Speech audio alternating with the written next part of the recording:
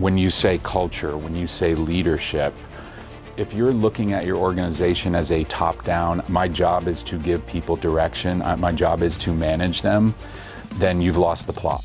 You take a problem, you invert it, you shake it upside down, get the change to fall out of the pockets, and then you reveal value. This was actually one of the biggest parts of the founding story for us, is we looked at this and said, the middle of the pandemic, everybody's working from home.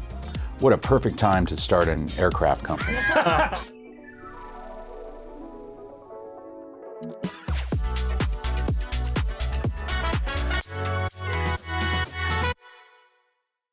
The future of flight gets talked about like it's a far-off concept, but there's investment happening now to make it a reality. What are the building blocks, though? And how does it translate into your experience as a passenger, as a citizen, for government entities, for folks doing commercial shipping, and everything in between? Join us today. We're going to dig into that and also zoom out about how it applies to broad innovation across other industries. Okay, but before we dig in with our amazing guests, we're going to introduce in a second. We'll keep it a secret for a little bit longer, though people probably saw it on their podcast. We always like to start with the data, right? Gotta love the data. Yeah, I'm the data guy. Here's a doozy that we're talking about the future of aviation. The global aviation industry emitted 900 million metric tons of CO2 last year, which is equivalent of 195 million passenger vehicles. Not your garage. That's a non-trivial portion of total CO2 emissions, but what I think's kind of fascinating is we haven't even begun to really regress on that, right? Which is why I'm so excited about our guest today, because we finally are going to be able to start tackling that through first principles innovation. Maybe we shouldn't tease it. So our first guest, our only guest, we don't need more than one guest. Our guest today, the one and only, is Tom O'Leary. He's the CEO and the co-founder of JetZero, and part of the secret is in the name, because the goal is for zero emissions. Tom was an executive at Ford and eBay Motors and Tesla before he and his co-founder Mark Page founded JetZero. It's going to be an amazing discussion with Tom. So we are thrilled to have as our special guest today, Tom O'Leary. He's the co-founder and CEO of JetZero. He's got a long story history in aviation, in the automotive, in the tech sectors. Worked at eBay Motors, at Ford Dealer Connection, at Tesla. And now he's transforming the aviation industry with the first ever blended wing aircraft that we're going to dig into why that matters to passengers, to governments, to commercial entities. It's going to be phenomenal. Tom, thanks for being here. Thank you so much. Yeah. Sorry. Wait. Sorry. I have to stop it right there. Okay. Because before we get started, I have to know, what is a blended wing? Nice. I like the sign language. The beauty of a blended wing is basically when you create a more aerodynamic aircraft, it looks more like a manta ray. It's basically is what it is. You blend the wing and the fuselage together, you get 30% aerodynamic efficiency. So you get lower fuel burn, lower emissions, lower noise because you put the engines on top. But that's a mouthful. Yeah. The easier thing to understand is once you change the shape of the aircraft, you let the engineers make the plane better in every way. And I have yet to talk to a single person who doesn't look at air travel today and say, leave it alone. Yeah. I love it just the way it is. Don't change a thing. We're good. Yeah. We're good over here. I think between all of us, we're probably in 15 flights a week. So any disagreement there? I'm going to agree with you 100%. Okay. I'm in zero disagreement. We like a little conflict here, but then we got 100%. Okay, so we're also trying to go beyond the headlines. So the broad, hey, you're transforming the aviation industry. Right. Like a lot of people say things like that. Mm-hmm. JetZero actually is. So, but break down what that means to you, because it's end to end. Right? Yeah, great. It's a good point, and it's challenge accepted. Okay. Right? Because everyone's transforming the future of flight, and all. It's all on a path to zero emissions. It's in our name. We don't shy away from that. Right. Ultimately, we want to get to a point where our cars and our planes and our trains and everything that's moving is not pumping emissions into the air of all types. Yeah. And that's a future we can all believe in. But what is the practicality? The practicality of does it work with the economic model, right? And this is notorious. Like, so the other side of zero Yeah. in JetZero is 0 to 1, right? So the classic startup concept. Love that, yeah. Yeah, the classic startup concept of taking a massive enterprise and first going from 0 to 1. Yeah. And then scaling it. It's all about scaling into an opportunity that has zero emissions as a long term, but in the short term, we're just making the plane better in every way we can. Yeah, and maybe a simple piece of it is with the design, fuel efficiency, which translates into real economic return and opens up new feasibility for, we talked about shipping with the government, military, for passenger, and the investments you've had across all of the, like, because of what that means, but maybe spell it out. Like, what happens when we get 50% lower fuel efficiency of airlines? We get what every customer has a different need, right? Yeah. So if you're the airlines, you Yeah. want lower fuel burn and lower emissions, period. Yeah. Like you want better unit economics because Yeah. your margins are small right. compared to other industries. So that's part and Let's parcel. say it 50, not 15, 50%, which is That's right, profound. up to 50%, and that's in comparison to planes that are still flying today. Yeah. So I love a good founder story, and I love your 0 to 1 concept. If we can take a step back, what got you interested in environmental sciences? What was your background that led you to found JetZero? I'd love to hear a little bit about that. Early on, when I was kind of cobbling together an environmental science degree, which was at a liberal arts school, it was I was fascinated in recycling. This was in the 90s, and I actually worked on the Clean Air Act as a lobbyist assistant. So there was always that, like, there's got to be efficiency was always part of that. That was a first principles thing. So it wasn't very surprising when I saw Tesla. I'd been in automotive and I saw Tesla and I was like, okay, that's closer to core. And I was, just hit that running because The only rules are the laws of physics. Everything else is a recommendation. The only requirements. That's exactly right. And just stripping it down to the basics. Working the algorithm, which was really more of just a process. I don't remember it being called the algorithm at that point. I think that sort of we branded it later. But that's just 101 for how do you scale a company is start with the basic first principles. Well, I was going to ask, so we talked about cost, talked about efficiency. Where is user experience in all of it? Is it a byproduct of the things you're talking about? But how's user experience kind of calculated into this conversation? This is the funnest part because we all fly and I can't wait. Oh we my all God. want that we all want that to be better. And so what happens is imagine that you have been designing aircraft interiors all your life. And then someone comes to you and says, hey, can you take a look at this completely new shape? And it's about twice as wide as a wide body. And it's shorter and the ceilings and and they just light up. And we literally had a company that we brought a very small of like the top engineers in the cabin engineering space. They took a look at what we were doing and 30 days in, they're like, we would like to resign our practice and just work at JetZero. And that's what they did. They basically joined the team they basically were like, we're all in on this. We've been waiting all our lives for this. And since that point, they've been just looking at every single thing. 30 days in, they basically said, we have the opportunity to because we're re-engineering, we can make everything better. Everything can be better. Yeah. The basic idea is to create the ability for airlines to flex into more premium seating. Mm-hmm. It's really about flexibility. When you think about a tube and wing today, especially in the United States, a little bit more in Europe, it's basically they get delivered a plane and here it is, and they're pretty much the same. We're really creating something by varying the experiences within it. In that great big wide space, we can create boutique cabins. What I love when you ask about the user experience, I mean, as passengers, I love that that's immediately where we went. But if you're an actual carrier, the configurability of that is a piece of the UX. So suddenly it opens up so many possibilities, which again, you're architecting it from the ground up to be able to have an experience no one else can offer. That's pretty damn incredible. Yeah. It is. I mean, you would just think of like it's first principle physics, but sometimes for us it's just geometry. Yeah. Even simpler, right? Which is a tube has the same width from the front to the back. So it's harder to reconfigure, or to design for something that offers greater variability. So in the geometry, there's this magic key to configurability, which is so cool.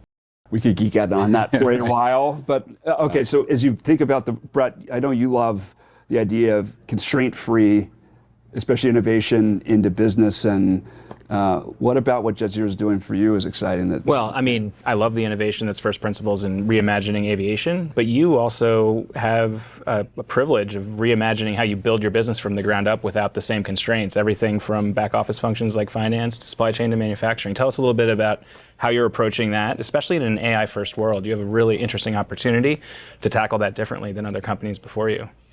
Yeah, it's a clean slate, right? I mean, I've worked in software quite a bit, working at companies like eBay, Dealer.com. Over the course of the career, you hear the word tech debt, you talk to the engineers about, hey, we need to architect this way and not that way. We don't want to create a lot of technical debt. Imagine the clean slate design, certification, manufacturing company that's basically starting with a clean slate and able to lean on a company to say, you're seeing the whole ecosystem, not just our industry, but other industries. And we have the opportunity to now handpick the best systems to put together a digital backbone at exactly the time that AI is emergent and can effectively save us so many things. Tough decisions too, right? There's people talk about how AI is going to disrupt whole parts of the software ecosystem. And so imagine being in our shoes and saying, we like to say, do you want to be, as an airline, the first to fly the blended wing or the last to buy the tube and wing, right?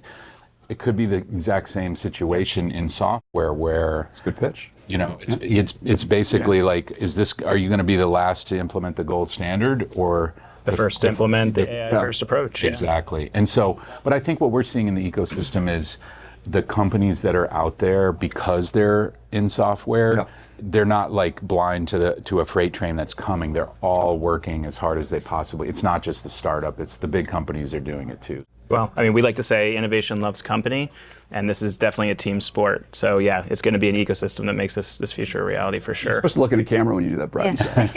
Yeah. It's a team sport. But like, okay, so you talk about it from the technical back end, but the approach you've taken all the way to the construction of the craft itself, you're not innovating every piece of the bill of material. Like the partnering, that's a very deliberate strategy of where are the places that we have something distinctive that we need to create, versus where can we take advantage of the best and maybe push the best to meet what we need. How is that? I mean, is that active calculus? Absolutely. This was actually one of the biggest parts of the founding story for us. Is we looked at this and said, the middle of the pandemic, everybody's working from home. What a perfect time to start an aircraft company. Nobody's traveling. Everybody's working. And it turned out in many ways, as long as you lean into that, it turned out in many ways to be great. For example, we could hire from anywhere in the country. Just talent. Great, let's go. So that was a great advantage. But the other great advantage was we were able to look at this and say, what is the place in the market where we want to be? Well, how about the place where there is no existing aircraft? But it was one more step from that, which was, I think, profound from the beginning for the team. They came in knowing the best thing you can do for your team is give them clarity to run. And we basically said, make no mistake, we are not going to attempt to be a vertically integrated company. The supply chain is an absolute necessity for JetZero to thrive. This is far too big and complex an industry to imagine that you can. I mean, the beauty. I worked at Tesla in the early days. The beauty of the electric powertrain is that it's so darn simple. That is not the case with a jet engine. Right, and so to vertically integrate and build your own jet engine, okay, right? You're don't bite off more than you can chew. So, and then it's teamwork, right? So what we did is we built a broad coalition, and the supply base basically said to us, we would love to have another customer.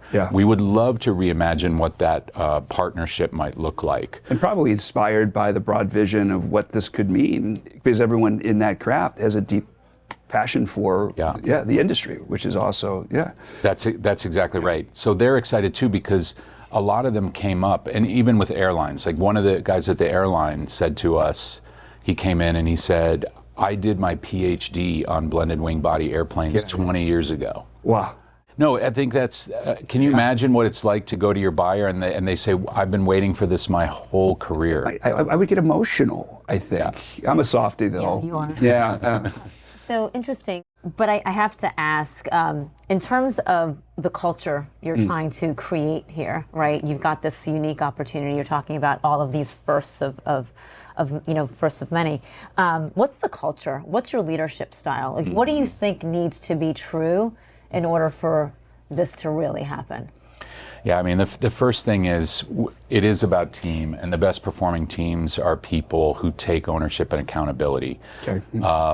People ask, what do you ask of a job applicant? I typically say, what are you going to do on day one without supervision and instruction?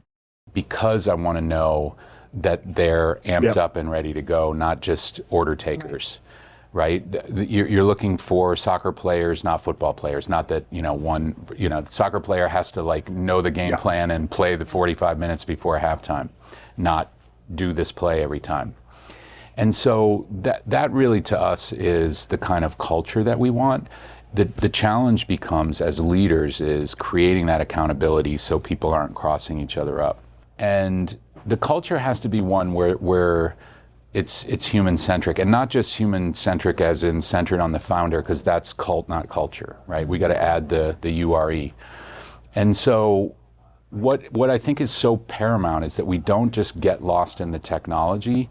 People want to know that the companies and the technologies that are leading us forward from where we are today, that it's not a dystopian future, that it's not purely dark factories and AI robots and everybody's out of a job. Right. We're trying to figure out the best possible blend of how do we bring together technology and people.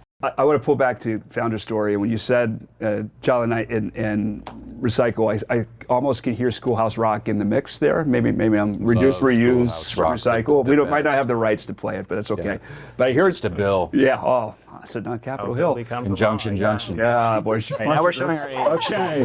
Half the audience doesn't know what we're talking Once an episode, Simona has to remind us how old we are, so this is the time. I showed it to my kids. They loved it. That's good.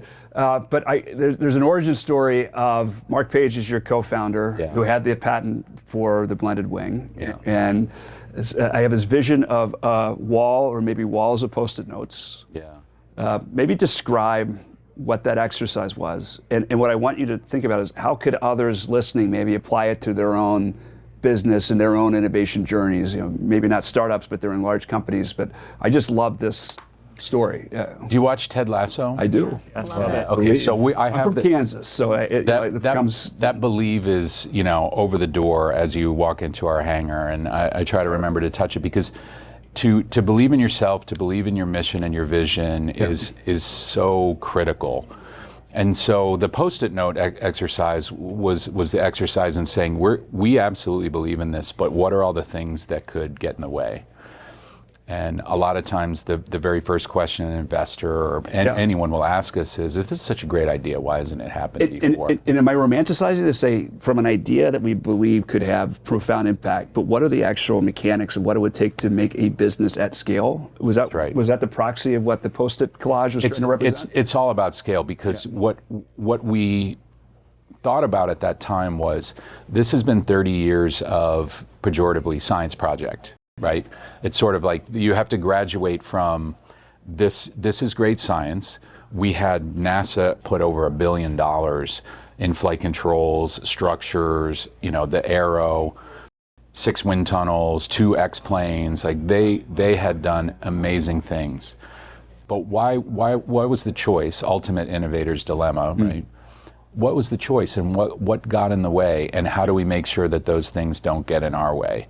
The verticality was one of them. Belief is the core thing that you need all the way through. And was there a through line? And I'm sorry for romanticizing your story for you, but I think I've read somewhere about one of the things you and Mark went through is said, can we find anything on this wall that's truly impossible? Yeah.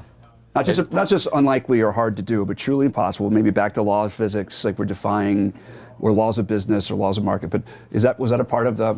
It absolutely was, Yeah. but there was the flip side of that coin, which is very quickly what we saw when we mapped it, and we still do. I was doing it yesterday with investors. We took our Series B pitch deck and we put the entire thing, printed it out, put it on the wall, categorized it, and said, okay, here are the Post-its. Attack. Yeah. Right. Like that's one of the things you do to get better is you don't just say, we let's take a victory lap. You say, nope, let's attack what we did.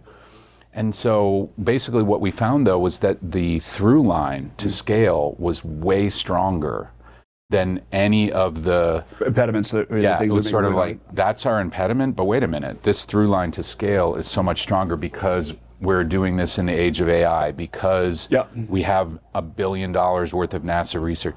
I mean, just think about that for a second. Yeah. In a technology-centric drafting behind universe, $1 billion. it was sort of like when like Tom, you're not a PhD in aerospace engineering. How can you do this? I don't know. $1 billion of NASA research. Like on the shoulders, I think we're covered there. I think the problem that we need to solve is scale, right?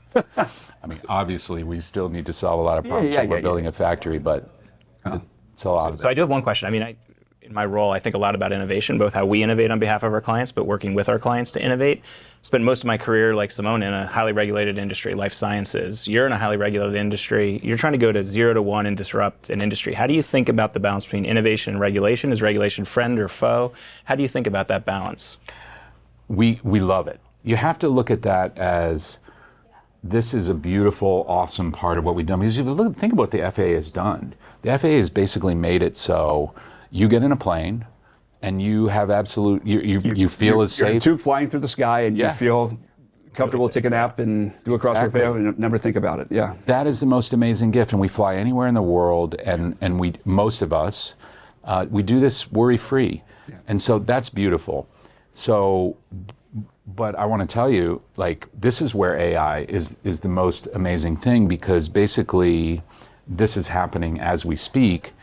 We've already trained AI to go in, take every document, the list. I literally was doing this yesterday. I had a pilot who seconded to us from an airline, basically came in and said, here's every manual that's available to me in the cockpit on my iPad. So what I did was I basically I looked at everything that the FAA requires. I created an outline, and then I just went back with AI and started to populate based on what you've told me about this aircraft. So we're basically working from right to left. It's almost like a historian going in, like now retroactively. What other things we might need to know to fly and maintain this? Whereas what we're doing is AI, document management, using the latest tech to basically, so you've got all these documents and now you're doing your version control by data input, not by, imagine the old way we did documents. It's night and day. This would have taken hundreds of people. This is a triggering thought. Right. Can you imagine the volumes? I mean, we're talking about this amount of paperwork. So just that alone is a great example of how transformative this is going to be. And it actually helps you do what all startups that are disruptive do at some point or another, which is you take a problem, you invert it, you shake it upside down, get the change to fall out of the pockets. And then you reveal value. And you've said it 3 times, the first principle emphasis from the get, with the team rallied behind. You look like you had something. I do. Yeah. Well, you can, I mean, I don't mind interrupting you, so I know. I'll just go. As I'm thinking about our listeners, just, before we run out of time, I just want to really understand, where are we in the JetZero movie? Where are we? Where did we? You're wondering when you can make your first booking on. When are we getting this no middle seat plan? Yeah, where are we tuning into the movie? Where are we? Or is it a series? We're at the beginning of scale. So this is where our company goes from being single-threaded. What is the plane that we're designing that we can put into the air in a full-scale demonstration? That's been the main thread. With maybe speak to who your early customers are, and because I think there's a huge bit of confidence in the amount of not just faith, but dollars and cents and commitment behind what you're doing. Yeah, these are folks who have all put in time and money into the program. On the government side, it's been NASA and the FAA and the Air Force. So that's the proof of concept. So in the movie, That's the A-list. It sounds like you've got a bunch of A-list, actors there, right? yeah. So in the movie, that plane is built by the end of this year and flies next year. I'm amazing. getting used to being in 2026, but it's built by the end of the year and it goes into testing next year. And the Air Force is part of that, and that's obviously a prospective customer, but the airlines are also prospective customers, and where we've gotten with them is 2 years of solid work with 16 airlines who come to our hangar, spend 2 days at a time and say, what if you put this over there? What if the seat has a half an inch more? What if the armrest looks like this? They're in there loving every minute of it. Amazing. And for them, they leave and they say, this is some of the most fun I've had in my entire career because I get to participate in helping design the future. Change the future, yeah. We always talk about when journey clients on innovation. Not bad to have NASA and the Air Force and the FAA. those are good 16 journey airline. Yeah, that's not a bad slot. The roster's pretty full. Yeah, pretty awesome. United, Yeah. Delta, and Alaska was our first airline to invest in JetZero. And then along with the other 16 that are in the full complement of 16 that are in the working group. Yeah. That's an amazing piece for us. All right, I think we could talk for days on this, but Tom, maybe zoom out because we didn't even get to scratch at your history in large enterprise. A lot of our listeners are in large enterprise, or not in a startup with the greenfield behind them. Mm-hmm. Like you brought internet to Ford in the dealer network, right? Yeah. Which could be fun. But maybe the things that you've learned now, and what advice would you give to senior leaders and line leaders of applying some of the things that you've been able to do to get as far as you've gone, as fast as you've come, that they could apply in their own worlds? Yeah, that's a tough one. And yeah, so going back to Ford, imagine that was a storied company. Yeah. And got there in '99, and the internet was a dealer locator that literally you typed in your zip code and you got a list of dealers, a phone number, and a fax machine. Right? That was the internet. And so within 18 months, we had 5,000 dealer websites up and running, configuration, and then that became FordDirect.com. Right. And it was really only about a 2-year period from basically zero to FordDirect.com. And so really that came to just stripping the problem down to its basics. We've talked about first principles. Yes. We've talked about inverting the problem. Right, and I think the other piece is like when you say culture, when you say leadership, it's if you're looking at your organization as a top-down, my job is to give people direction, my job is to manage them, then you've lost the plot. My worth is my boxology. Yeah, exactly. Right. You've lost the plot because basically, I mean, we think about it this way. It's like, in the past, we had hierarchical structures where the person with the most experience and talent and wisdom got to the top, and then they cascaded down. And now we have all these people who are more adept. AI is the fountain of knowledge, and our early people in the company are better at it than we are. I think hopefully that's not the case in a month or two, but that's the way it is today. And that's been a through line in these different episodes we've been doing with leaders across industries. The through line of how do we don't allow historically how we've thought about the world and done things to rule tomorrow, and the importance of culture, especially getting the folks closest to the work. How are you set up to receive that? Like if you're a leader in an organization now, big, small, how are you as a leader set up to receive input from the people who are closer to the work, closer to the AI? It takes courage just to admit that you don't have all the answers in this world, and the future is more unknowable than it's ever been, but you need that clarity of vision and the commitment to execute against that end game, knowing that the path to get there, you're going to have to figure it out. The most comfortable I feel in my business right now is when I say, wow, I was wrong about that. That is the most comfortable when I'm able to just say, I had that one wrong. I thought it would go this way, but it's starting to move this other way, and I'm good with that. That's where I have comfort. The discomfort is when you're trying to project absolute certainty. That's not helpful. And I think that helps culture-wise. I missed- don't know if that was That's perfect. I didn't. It felt like a missed your sermon, beat but at the that's tee like, up of saying Bill and Simona get to do that a lot, is saying that we're not right. It was too easy. Yeah, well, I appreciate it. Hey, Tom, thanks for being here, and good luck on the journey. We are anxiously waiting. 2030s, right?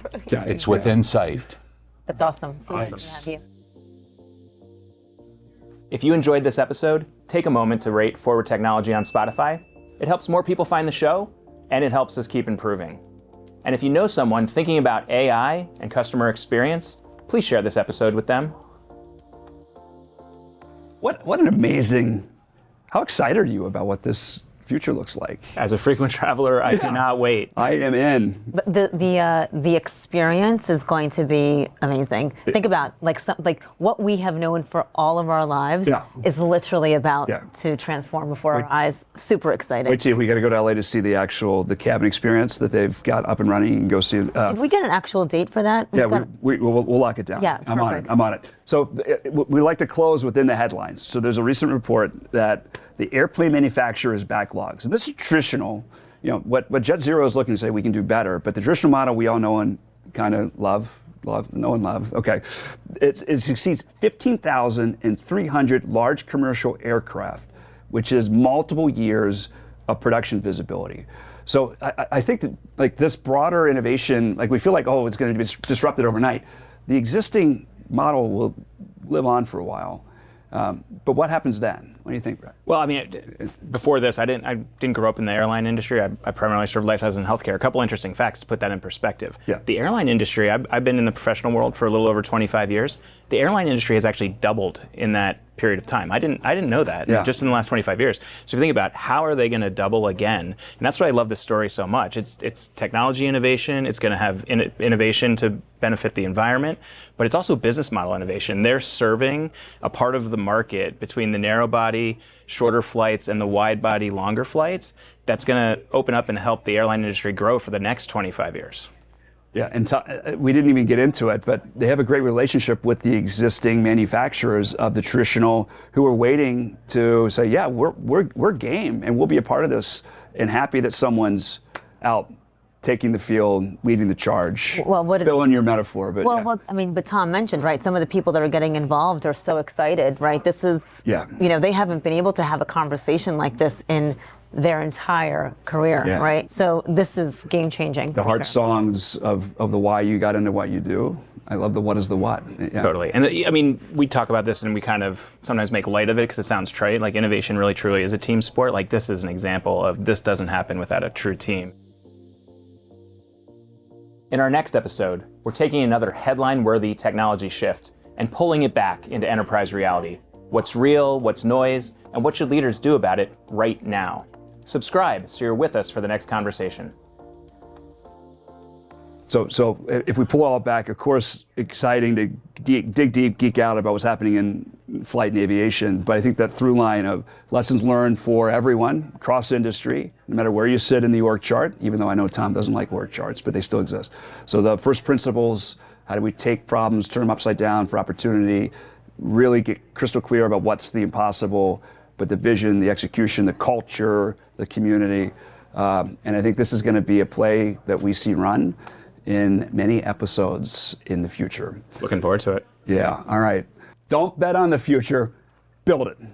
Until next time.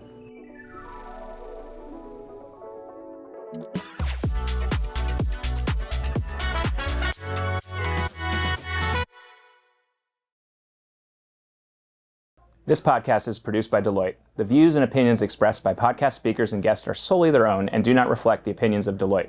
This podcast provides general information only and is not intended to constitute advice or services of any kind. For additional information about Deloitte, go to deloitte.com/about. This publication contains general information only, and Deloitte is not, by means of this publication, rendering accounting, business, financial, investment, legal, tax, or other professional advice or services. This publication is not a substitute for such professional advice or services, nor should it be used as a basis for any decision or action that may affect your business. Before making any decision or taking any action that may affect your business, you should consult a qualified professional advisor. Deloitte shall not be responsible for any loss sustained by any person who relies on this publication.